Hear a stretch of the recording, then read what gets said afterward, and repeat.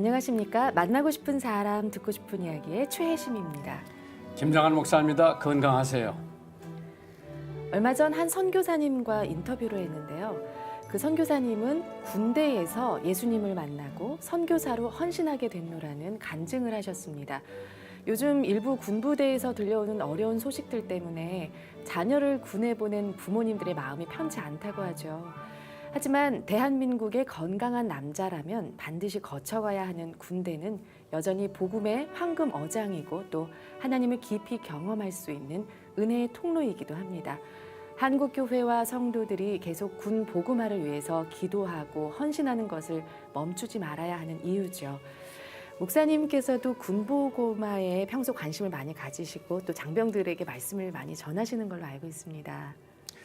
근데 이제 대한민국이 위치한 지금 현재 상황에서 나라의 안보, 국가를 지킨다고 하는 거는 사실 우리 생존권이나 다름없는데 네. 나는 이제 군대를 못 갔다 왔죠. 그 이유는 어려서 귀를 앓았기 때문에 한쪽 귀가 아예 들리질 않기 때문에 신체 검사를 받았는데 병종이라고 하는 판정을 받고 예.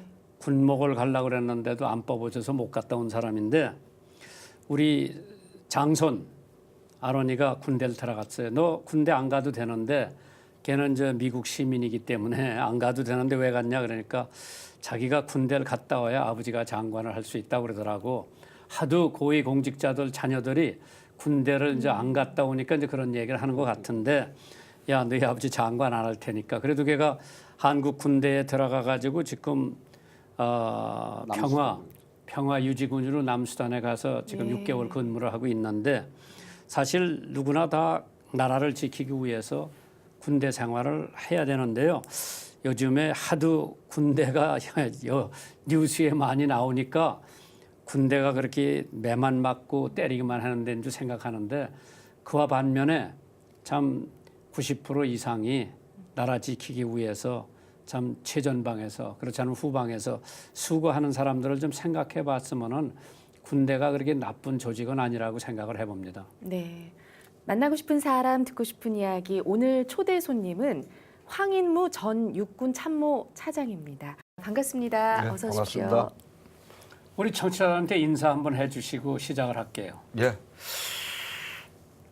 극동방송 신사옥 제가 처음 들어왔습니다. 그렇죠? 예, 잘 졌죠? 뭐 기적처럼 건축이 된 것 같고 7층까지 건물이 돼 있는데 너무나 정교하게 디자인이 돼 있어서 정말 잘 진 건물이다 이런 생각을 해봤습니다. 오늘이 또 이 프로그램 499회째 되는 거라고 네, 들었습니다. 그렇습니다. 마치 제가 천국의 잔치에 초대받은 것 같은 그런 기쁨을 가지고 마치 국민학기 때 소풍 가면은 설레서 밤잠을 못 자지 않습니까? 어젯밤에 사실은 잠이 안 오더라고요. 그래서 큰 희망과 기쁨과 또 영광 이런 단어가 교차되면서 여기 왔습니다. 그래서 제가 좋아하는 성경 구절이 창세기 39장 2, 3장을 참 좋아하는데 요셉이가 매일 꿈을 꾸듯이 꿈 넘어 꿈을 계속 쫓아가는 파랑새 같은 그런 심정으로 해서 지금까지 살아왔습니다. 그래서 제 군 생활이 대략 한 40년 가까이 되는데 그 삶의 역사 속에서 하나님을 간증할 수 있는 기회를 주신 정말 목사님께 진심으로 감사드립니다. 저희는 오래전에 이제 모셔보려고 그랬는데 현역이기 때문에 예. 사실 현역들이 마음대로 말하고 싶어도 할 수가 없는 위치에 있기 때문에 이제 전역을 하셨기 때문에 한번 모셔봤으면 했는데 정말 사실 육군 참모총장 뭐 사성장군까지 올라가기를 기대했는데 하나님의 뜻이 아마 딴 데 계신 것 같죠? 예. 그럼 이 군대 왜 그 많은 분야에서도 군대를 왜 택했습니까? 예, 목사님 이 사연이 좀 길어요. 물론 청취자분들께 제가 감사 말씀을 아직 못 드렸는데 제 성함이 어진인자의 호반무자입니다. 어진 군인이 되라고. 아버지가 그렇게 지어주셨어요? 예, 저희 선친께서 그 이름을 줘줘서 늘 잘할 때마다 너는 군대에 가서 군인이 되거라. 아니면 더 한 번 더 나가시면은 너는 군대 가서 장군이 되거라. 이런 말씀을 늘상 저한테 해주셨던 것 같아요. 이것이 세뇌가 돼가지고 제가 여기까지 온 것이 아닌가. 그냥 말이 씨가 먹어가지고 그렇습니다. 그냥 할 수 없이 군대에 들어와서 예. 삼성 장군까지 참모차장까지 하셨는데 그러면은 지금 그런 오랜 세월을 군 생활을 하시다가 요즘에 나오는 뉴스마다 뭐 누가 매를 맞았다, 누가 때렸다, 누가 맞아서 죽었다, 누가 자살했다, 뭐 이런 얘기가 계속 나오니까 우리 국민들도 굉장히 마음이 아프고 슬픈데 정말 40년 동안 군대 생활하신 황 장군님은 지금 어떤 심정이세요? 정말 안타깝게 짝이 없습니다. 저도 이제 전역한 지가 얼마 되지 않기 때문에 이 군에서 일어나는 이런 불미스러운 사건들에 대해서 그 책임으로부터 자유로울 수가 없습니다. 그것은 바로 나의 책임이라고 제가 솔직히 고백을 해야 되는 그런 시점인 것 같습니다. 근데 아까 목사님께서도 언뜻 말씀하셨지만은 요즘 최고로 유행하고 있는 영화가 이순신의 명량 그거를 소재로 한 영화인데 우리 대한민국 군대에서 이순신 장군을 닮아가고자 노력하는 간부들과 병사들은 엄청나게 많다는 겁니다. 아까 목사님 90%라고 말씀하셨지만은 제가 볼 때는 한 95%는 그런 삶을 쫓아가는 그런 방향으로 자기가 국가를 위해서 헌신하고 국가를 위해서 봉사하는 그런 생각을 하고 군 생활을 하고 있는 우리 젊은이들이 많다는 겁니다. 일부 일탈한 그런 그 병사들을 잘 우리가 케어를 하고 그를 지도해서 이런 사고가 나지 않도록 관리하는 것이 중요하다 이런 생각을 해봅니다. 근데 우리 병력 문화가 예.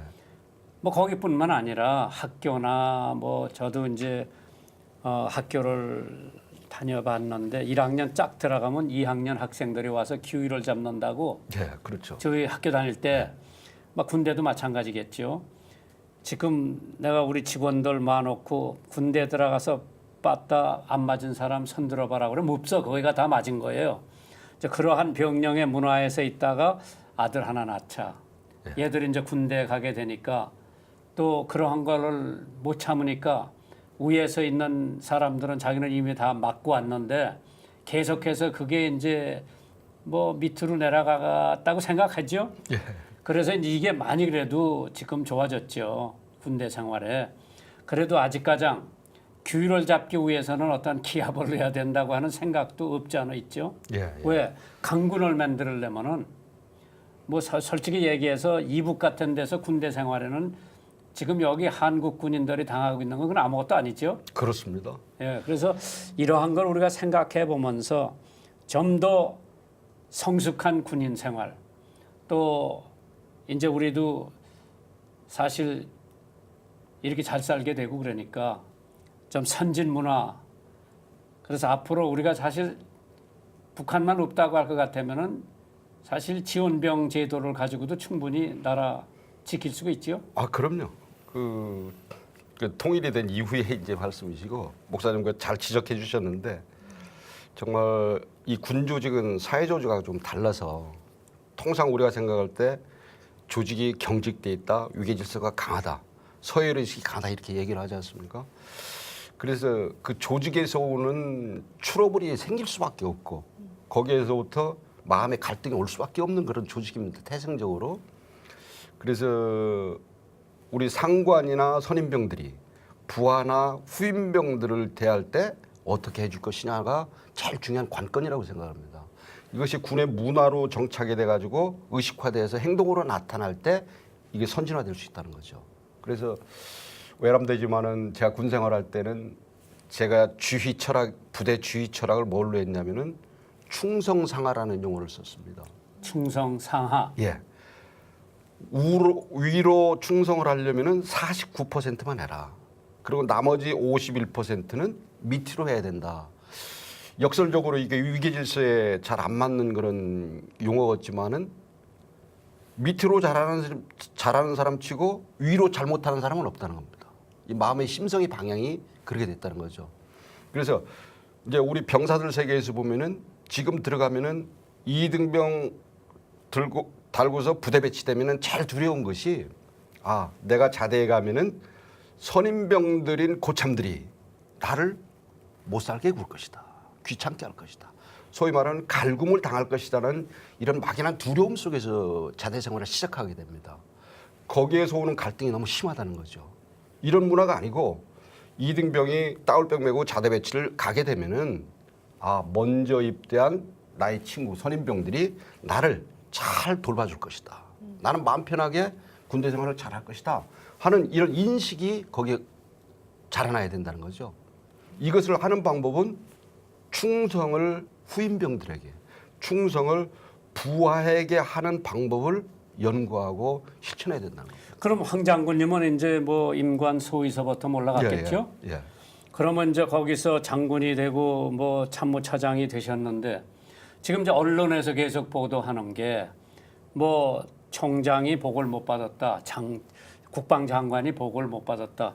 그러면은 60만 대군에서 일어나는 일련의 사건들을 일일이 다 참모총장이나 국방장관이 보고를 받아야 됩니까? 그렇지 않습니다. 훈련과 규정상에 각급 제대가 종결해야 될 사항이 정해져 있습니다. 그렇죠. 중요 사건이라든지 국가 위기에 관련된 사항은 반드시 총장이나 장관께 보고까지 와야 되는 규정이 있고, 그렇지 않은 것들은 지휘관에서 대대에서 끝날 게 있고 사단에서 끝날 게 있고 군단에서 종결될 사안이 반드시 있습니다. 그래서 그 규정에 의해서 지금 처리를 하고 있고. 근데 지금은 이제 뭐 인터넷이 있고 언론이 있고 그냥 떠들어대니까 괜히 애꿎은 총장님이나 장관님이 왜 보고를 안 받고 이거를 시정을 안 했느냐, 지금 그냥 아주 매도를 당하고 있지 않습니까? 그러니까 이 언론에서도 사실 군대의 어떠한 보안을 유지할 거는 유지해 줘야 나라가 건전하지, 이거 자꾸 파헤치고 그러면은 사실 더 사기가 저하되는 거 아니에요? 예, 목사님 참 이런 상황과 사회 분위기 속에서 이 사고를 얘기가 참 어렵고 조심스럽기는 합니다. 그러나 이 군은 반드시 전투에서 승리하기 위해서 존재하는 그런 조직인데 이겨야 살지요. 이겨야 되고 사기가 충천했을 때 이길 수가 있습니다. 그것이 기본 임무고, 그것을 하기 위해서 우리가 조직을 관리하고 부하를 이렇게 잘 그런데 돌보는 거거든요. 우리 한국 사람의 의식 구조도 문제가 있지 않습니까? 예를 들어 2차 대전 때 루스벨트 대통령이 기차역에 나와서 군대 떠나는 사람들에게 핫초콜릿, 커피 같은 거 참 주면서 잘 다녀오라고 할 때 별로 우는 사람이 없고 정말 나라를 지킨다고 하는 자부심을 가지고 하는데, 우리는 그냥 서울역에서 다 떠나는 거면 엄마들이 울고불고 난리 때리죠. 이것도 좀 문화가 바뀌어야 되겠죠. 나라마다 이제 그런 군사에 관련된 사상의 문제라고 저는 봅니다. 지금 미국의 예를 들으셨지만은 터키나 이스라엘이나 이런 데는 장정들이 군의 영장을 받게 되면은 마을에서 잔치를 지금 해주고 있습니다. 그렇죠. 너 국가의 부름을 받았다. 가서 국가에 봉사하고 잘 다녀오거라. 그래서 마을에서 잔치를 해주는 그런 분위기도 있습니다. 이게 이제 군사에 관련된 국가의 사상의 문제거든요. 목사님 지적하신 대로 우리 장정들이 국가를 위해서 약정된 기간, 지금 21개월입니다. 21개월 동안 아무 생각 없이 국가를 위해서 헌신 봉사하고 오는 기회를 가져라 하는 것을 정말 기분 좋게 생각할 수 있어야 되고, 이거를 정말 국가를 위해서 큰 일을 해내고 기여했다는 그런 자족감을 가질 수 있는 그런 우리 의식 구조도 지금 시점에서 꼭 필요하다. 그럼 요새 이제 사실 북한에서 계속 위협을 하잖아요. 정말 이번에 우리 을지 훈련하는 것도 트집을 잡고 또 이러한 것이 자기네들 공격용이라고 난리를 때리는데, 자기네들도 역시 군사훈련을 할 거고 교황이 왔을 때도 또 미사일을 쐈고 이제 이러한 상황 속에서 우리 군인들이 참 열심히 나라를 지켜주기 때문에 우리 일반 시민들은 저녁에 발 뻗고 자는데, 이게 언제까지 갈 거라고 생각을 하세요? 남북 대치 상태가. 목사님, 그거는 정말 저한테 물어볼 게 아니고 하나님께 기도해서 간구로 얻어야 될 해답인 것 같습니다. 근데 통일이 언제쯤 올 것이냐, 북괴가 언제쯤 해체될 것이냐, 붕괴될 것이냐 하는 것은 하나님 소관이에요? 하나님 소관이라고 볼 수 있는데, 분명한 것은 도둑놈처럼 갑자기 올 수가 있다는 겁니다. 그 이명박 대통령이 한 얘기예요. 예, 예. 저는 그게 확신을 합니다. 근데 이제 김정은이가 통치하고 있지만은 김일성, 김정일, 김정은 체제는 왕조의 세습 체제거든요. 근데 이 세습 체제는 우리가 이해할 것이 조선 시대의 이씨 500년을 지나면서 왕족에 의한 세습이었습니다. 그것에 한 번도 일탈하지 않고 세습된 것이 북한 사회거든요. 그러니까 김정은 체제든 김정일 체제든 자기들은 안전할 거라고 착각하고 있는 거죠. 그런데 여기에 어떤 사상이 들어가고 아 이것이 아니다는 요즘 IT 시대가 얼마나 발전했습니까? 아무리 통제된 사회라 하더라도 자유물결이 들어갈 수 있고 군 보고마가 또 북한의 선교 방송이 들어갈 수 있다고 보는 거거든요. 그렇게 됐을 때는 마치 유리 항아리에 떠받들고 있는 북괴거든요. 이 항아리에 떠받들고 있는 세력이 누구냐는 거예요. 이게 중국이 하고 있는 거냐 아니면 우리의 소위 말하는 종북 친북 세력이 하고 있는 거냐. 그들 힘으로서는 이제 한계 왔다는 겁니다. 이것이 놓이는 순간에 땅에 떨어져서 바로 깨질 수 있다는 거예요. 아니 그 요즘에 뉴스를 들어보니까 이북에서 중국 경계선에다가 탱크를 다가 배치해 놨다는데 그렇게 자기네들은 혈맹이라고 생각하고 있는데 그 많은 탱크를 압록강 두만강변에 갖다 놨다 그러는 건 심상치 않은 무슨 이유가 있습니까? 그래서 그거는 뭐 중국군이 이제 심양군구라고 그쪽에 일정한 군대가 추진을 하고 있습니다. 근데 그쪽에 갔다 놓은 것은 막 잘 분석은 안 해봤습니다만은 뭐 북한군의 탈령, 북한 주민의 탈주 이것을 막기 위해서 사전 조치를 그렇게 한 것이 아닌가 이런 생각을 해보고 또 요즘 뭐 한미연합 훈련을 하니까 그 군사력의 상징적 의미에서 그렇게 배치를 통해서 무력 시위하는 그런 효과도 우리가 판단할 수 있다 이렇게 보고 있습니다.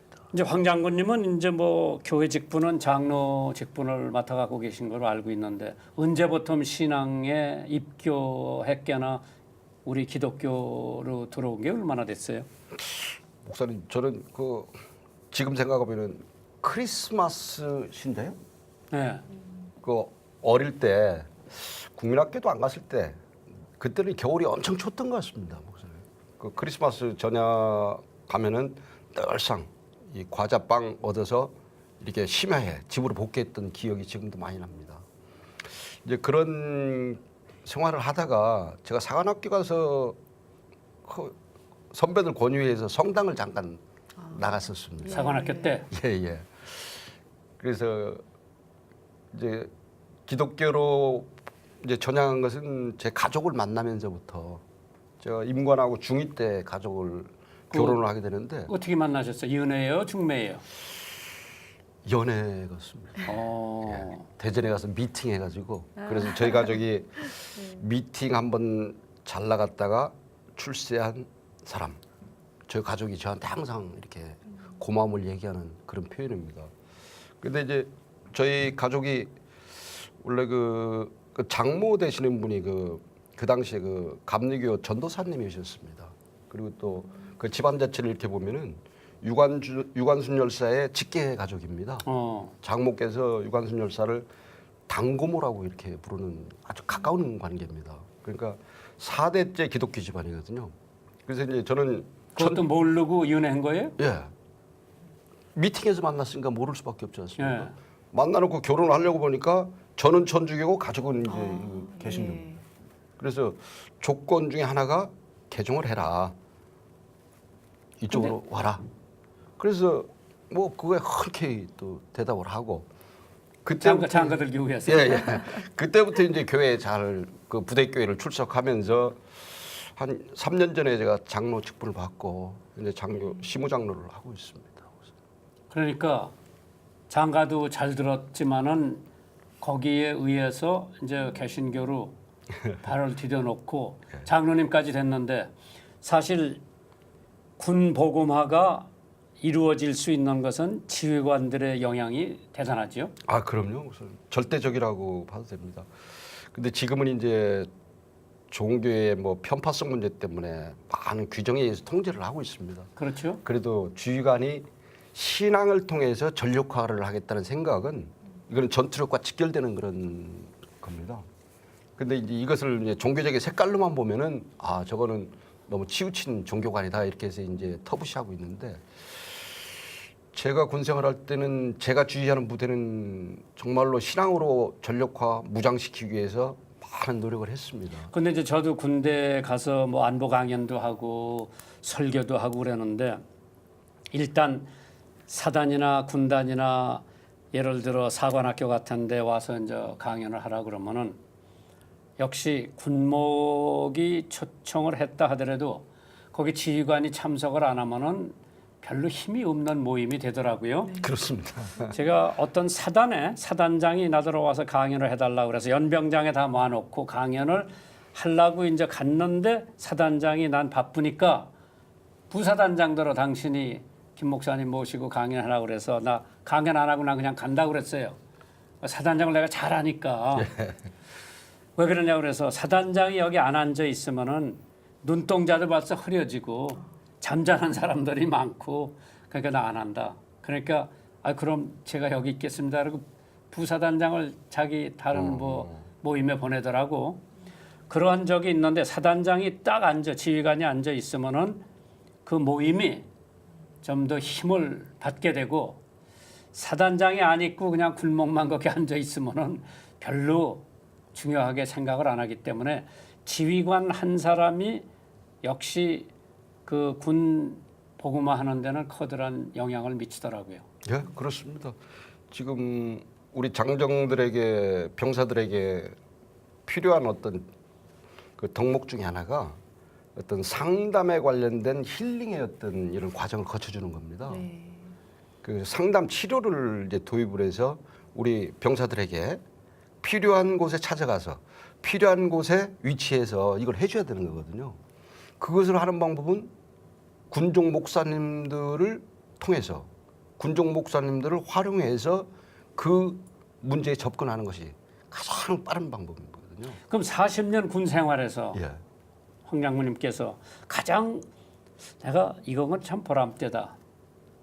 참 군 생활에서 참 자랑스럽게 생각하는 사건이 있을 거고요. 예, 예. 또 이러한 거는 내가 좀 더 잘했으면 좋았을 거라는 그런 후회도 있을 텐데 제일 기억에 남는 내가 가장 보람되게 군 생활에서 했다고 하는 게 뭐예요? 예, 그 뭐 군생활 40년 동안 이 하나하나가 정말 파노라마 같은 그런 사건들로 이루어졌다.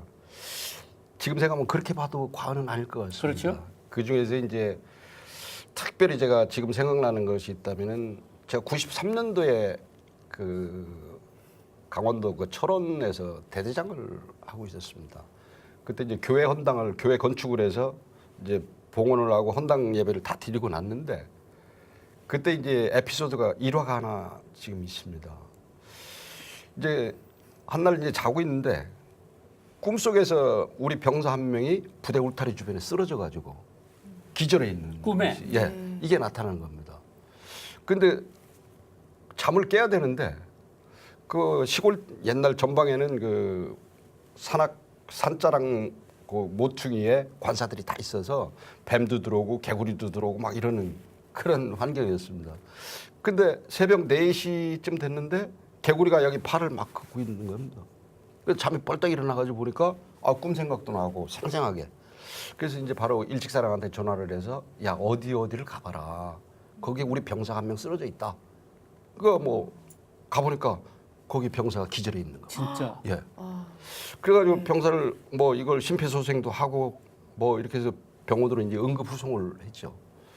근데 그때 춘천병원으로 뺐는데 병원에 도착해 보니까 의학적으로는 아무 문제가 없습니다.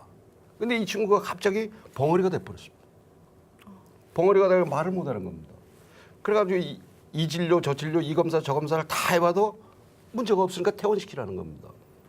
근데 그때도 이제 퇴원을 시키게 돼서 또 다른 문제가 생기면은 이게 부모님들한테 이게 뭐 할 말이 없습니다. 그래서 가급적이면 입원을 시켜서 치료를 받게 하려고 그러는데 뭐 군의관이 이상 없어서 부대 복귀시키라고 그래서 부대로 이제 데리고 왔는데 계속 벙어리가 된 겁니다. 그래서 야 이거 안 되겠다. 그 기도를 해서 이 친구의 말문을 한번 켜보자 해서 이제 작정하고 새벽 기도를 이제 무기한으로 시작을 했습니다. 그래도 계속 말문이 안 터져. 부모님한테는 알리지 않고요. 부모님도 이제 일단 얘기를 해드렸죠. 그래서 하여튼 우리한테 몇 개 줘라.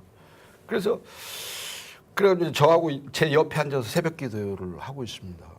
그런데 한 18회쯤 18일째 되는 날, 이 친구가 옆에서 찬양을 하고 있는데, 갑자기 보니까 찬송을 따라하고 있는 겁니다. 응? 너 지금 찬양하고 있냐? 그러니까, 그렇습니다. 그래서 말문이 튀었습니다. 그때 했던 찬양이 벙어리가 되어도 찬양하리라. 이 노래였습니다. 벙어리가 되어도. 주여 우리 죄를 용서해 주소서. 주여 지난날의 잘못을 사하여 주옵소서. 주여 주여 나의 죄를 위하여 주여 주여 십자가 지셨네. 나의 생명 다하여 주를 위해 살리라. 벙어리가 되어도 주를 위해 살리라. 이 찬양을 같이 했습니다. 그래서 이 친구를 이제 간증 어떤 그 문제로 삼아가지고 그 철원 지역에 있는 민간교회에 제가 간증을 많이 다니고 이 친구가 또 건강하게 해서 제대로 해서 지금 사회생활을 아주 잘하고 있다고 제가 듣고 있습니다. 그건 저 기도의 능력이고. 예.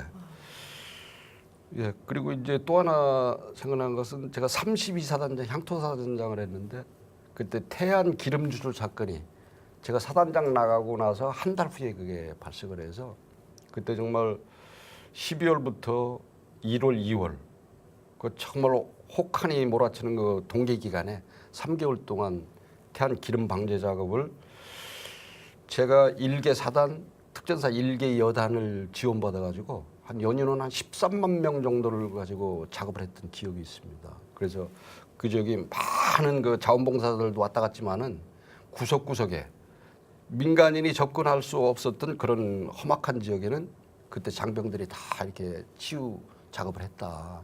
그래서 지금은 청정 해역으로 바로 이제 그 개선이 됐고 그래서 지금도 그쪽에 가면은 정말 기분이 좋습니다. 저희도 갔다 왔어요. 그러시죠? 예, 조영기 목사랑 우리 뭐 목사들 한 300명 갔다 온 것 같아요. 예. 하얀 옷 뒤집어 입고 까만 거 다 칠하고 그랬는데 그러면 이제 지금 군대를 예편하시고 참 삼성 장군으로서 참모차장 하면서 참 군대에서는 뭐 최대 예우를 받고 대접을 받다가 막상 평복을 입고 나와 보니까 감회가 계시지만은 아직도 내가 참모차장이라고 하는 생각이 그대로 있을 거예요. 그렇죠? 예, 그렇습니다. 바로 이게 벗어지지 않을 거예요. 이게 뭐 선배들 얘기 들어보니까 한 6개월 내지 1년은 뭐 그대로 군인의 모습이 간다고 합니다. 근데 지금도 이제 언뜻 보면은 여기 서울 올라오면서도 그랬지만은 이 군인들은 1일 24시간 일주일 7일 그냥 풀타임으로 부대와 같이 생활한다. 또 국가와 같이 생활한다고 하는 생각을 가지고 군 생활을 하고 있습니다. 대부분의 간부들이 다 그렇게 생활하는데 그러다 보니까 핸드폰을 늘 머리에 끼고 잡니다. 잘 때도 핸드폰이 머리 옆에 있어야 되고 목욕을 다 하도 비닐에 싸가지고 몸 옆에 놓아야만이 이게 안정감이 있습니다. 그래서 지금도 이제 그런 생활이 몸에 배가지고 지금도 예배를 드리러 교회를 가도 성경책 위에 핸드폰을 올려놔야 이게 마음이 편해지는 겁니다. 근데 그런 것들로부터 조금 자유로워지고 좀 소홀해지면은 그때는 이제 군인에서 민간인이 다 됐구나 이렇게 스스로 생각할 그런 거 판단의 기준인 것 같습니다. 그렇죠. 예. 그러면 이제 우리 가족 얘기 좀 했으면 좋겠는데요. 사모님하고 이제 이은혜에서 결혼하고 자녀는 몇 명이나 두셨어요? 예, 목사님 정말 목사님께 감사드려야 될 그 대목인 것 같습니다. 저는 슬하에 남자아이들 2명만 두었고 그래서 늘상 가족이 여자아이 딸이 없는 것을 늘상 안타깝게 생각하고 그리워하고 그랬었는데 다행히도 지난 7월 달에 우리 목사님께서 둘째 아이를 매치메이커 해주시고 또 네. 대전까지 오셔서 직접 주례를 또 이렇게 집도해 주시고 그래서 정말 감사드립니다. 근데 이제 며느리가 딸로 들어왔구먼요. 예, 그래서 그 친구들이 또 이제 하나님의 아들 딸들입니다. 이름이 이제 요한과 사라인데 지금 공부를 다 못 마쳐서 지금 미국의 애틀란타에 가서 지금 나머지 공부를 지금 하고 있습니다. 신혼에 예. 생활도 하고요. 예. 그때 둘째 아들이 먼저 갔어요. 큰 아들이 먼저 가야 되는데. 예. 큰아들은 지금 군대를 군의관으로 갔다 왔습니다.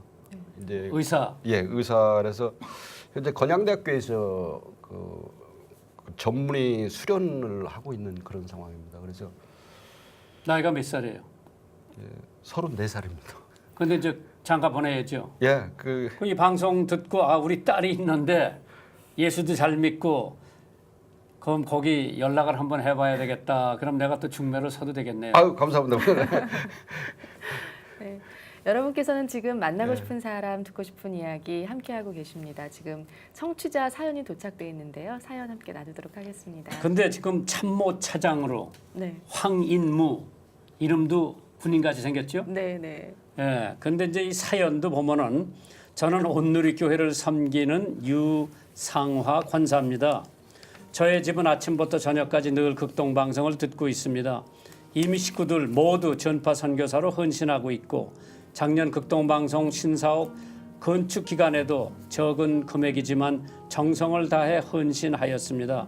그것은 김장한 목사님께서도 방송을 통해 말씀하신 것처럼 새롭게 지어진 극동방송 신사옥을 통해 하나님께서 우리나라 통일을 앞당겨 주실 것을 분명히 믿기 때문입니다. 저의 집에 늦둥이 하영이는 돼지 저금통을 드리기로 했죠. 우리나라를 자꾸만 위협하는 북한이 싫지만 하나님을 믿게 된다면 달라질 수 있으니 극동방송이 많은 북한 사람들에게 잘 들을 수 있도록 자기도 헌금을 해서 돕고 싶다고 하면서 말이죠. 모쪼록 앞으로 우리 극동방송이 오직 복음만 잘 전해주셔서 남한뿐만 아니라 북한의 모든 성도들에게도 자유롭게 이 복음을 전하질 수 있도록 계속 수고해 주십시오. 감사합니다. 유상화 권사님 올림. 네. 통일이 앞당겨졌으면 좋겠죠? 네.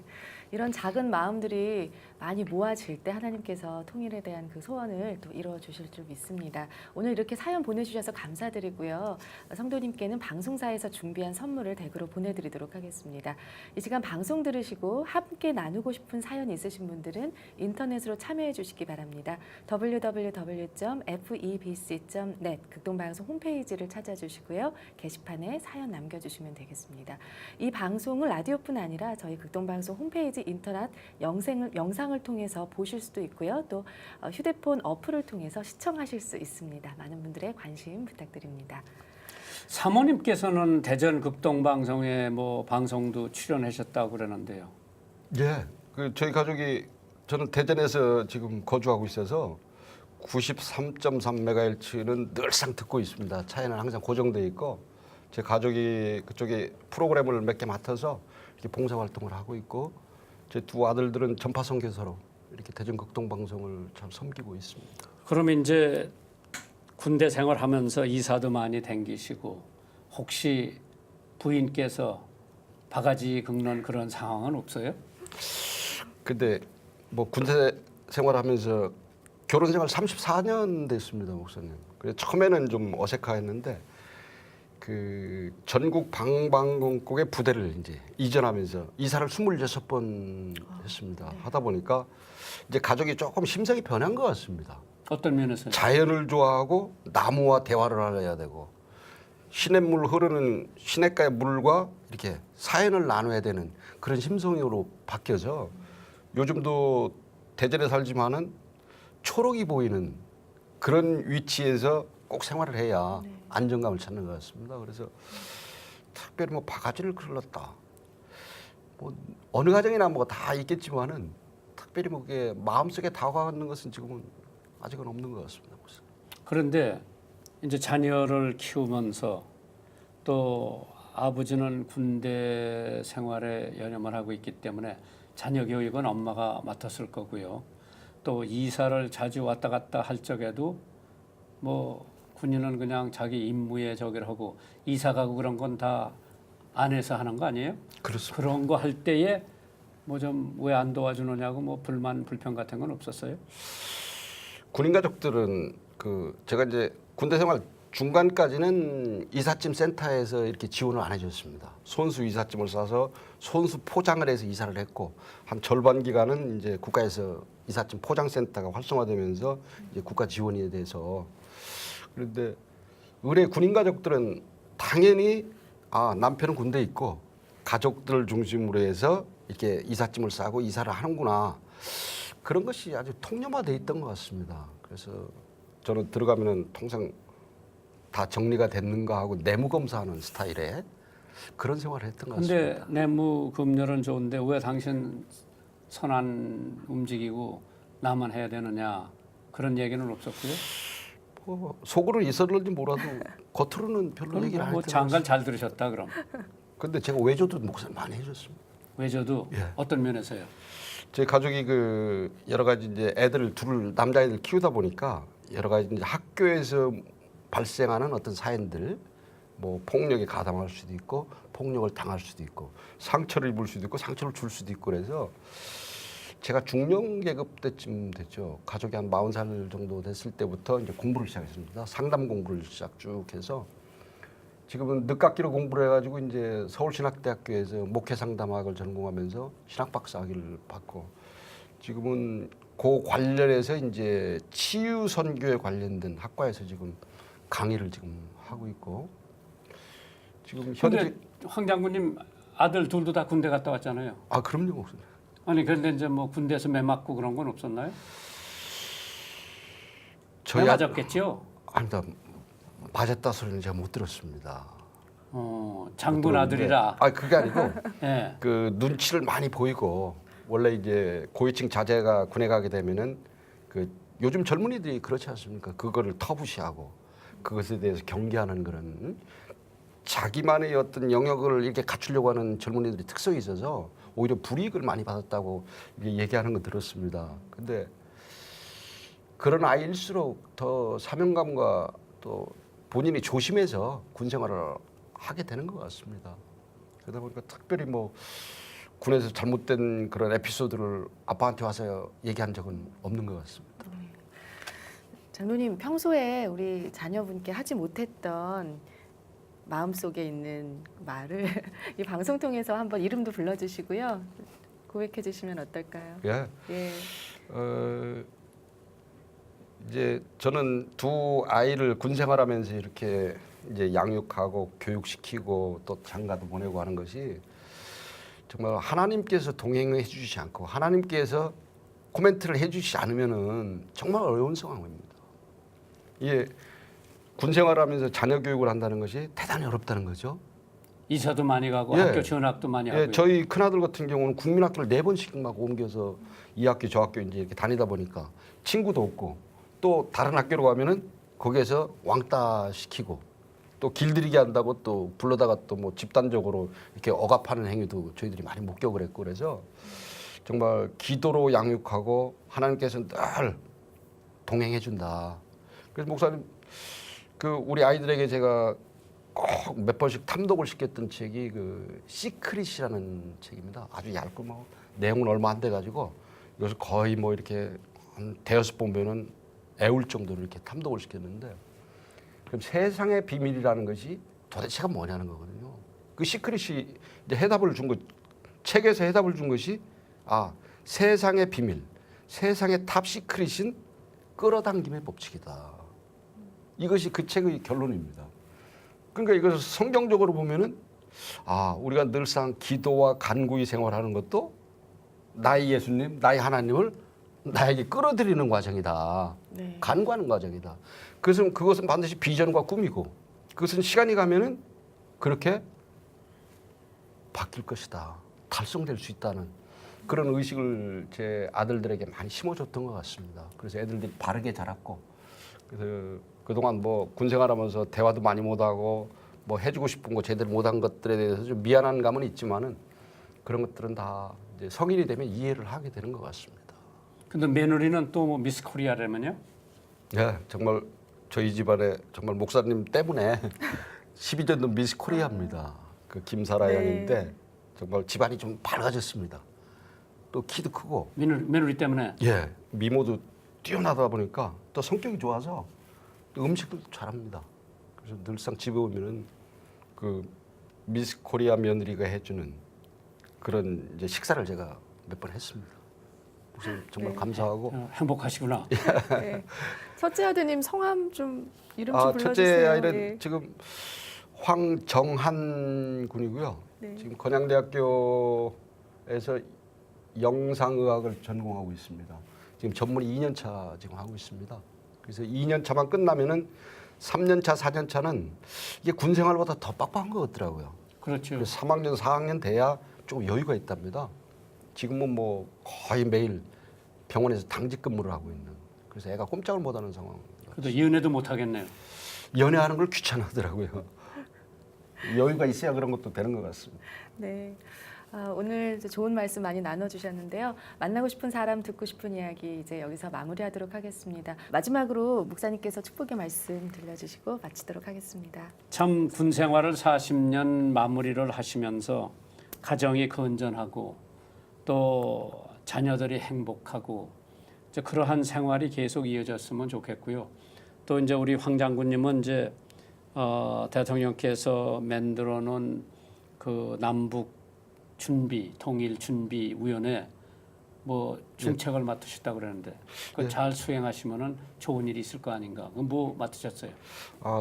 그 통일준비위원회가 4개 분과로 구성되어 있는데 그 중에 이제 외교안보분과의 전문위원으로 제가 위촉을 받아서 그 일을 지금 열심히 잘 이렇게 감당하고 있습니다. 그래서 이제 우리는 남북 통일이 만약 도적같이 오면은 준비는 하고 있어야죠.